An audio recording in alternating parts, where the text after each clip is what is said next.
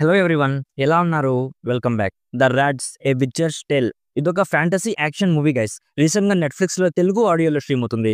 As usual గా Telugu dubbing చాలా బాగుంది.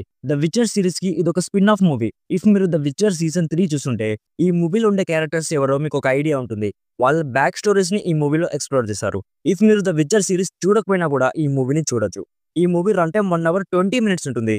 డీటెయిల్ గా ప్లాట్ అండ్ రివ్యూ చెప్పేస్తాను.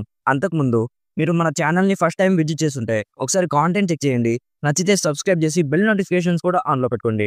సింపుల్ గా ప్లాట్ ఏంటంటే ఈ మూవీలో ఒక దొంగల గ్రూప్ స్టోరీ చూపిస్తారు. వాళ్ళ గ్రూప్ నేమ్ వచ్చేసి ఫాల్క్స్.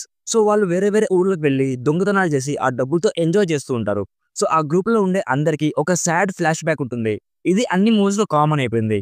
ఇఫ్ మీరు ద విచర్ సీజన్ 3 చూస్తుంటే అందులో సిరి గార్లెట్ నుంచి సెపరేట్ అయ్యాక తనని బాంటీ హంటర్స్ నుంచి ఒక గ్రూప్ సేవ్ చేస్తుంది కదా. సో ఈ మూవీలో ఆ గ్రూప్ లో ఉండే వాళ్ళ బ్యాక్ స్టోరీస్ ని ఎక్స్ప్లోర్ చేశారు. అసలు వాళ్ళు ఎవరు, వాళ్ళకి ద విచర్ కి కనెక్షన్ ఏంటి అనేది basic plot. Firstly movie starting లో సిరిని కొద్దిసేపు చూపించి బ్యాక్ స్టోరీకి వెళ్ళిపోయారు. ఆ బ్యాక్ స్టోరీ అంతా నాకైతే చాలా మీడియాకర్ గా అనిపించింది.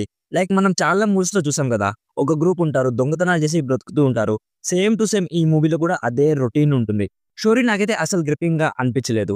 స్టార్టింగ్ లో ఒక క్లిఫ్ హ్యాంగర్ పెట్టారు. అట్లీస్ట్ మూవీ ఎండింగ్ లో అయినా దాని గురించి మాట్లాడతారేమో అనుకున్నాను, కానీ దానికోసం ఇంకొక పార్ట్ వస్తుందంట. అక్కడే నాకు సగం మూడంతా పోయింది. ఫ్రాంక్ గా చెప్పాలంటే ఈ మూవీలో అసలు ఏమీ లేదు మామ.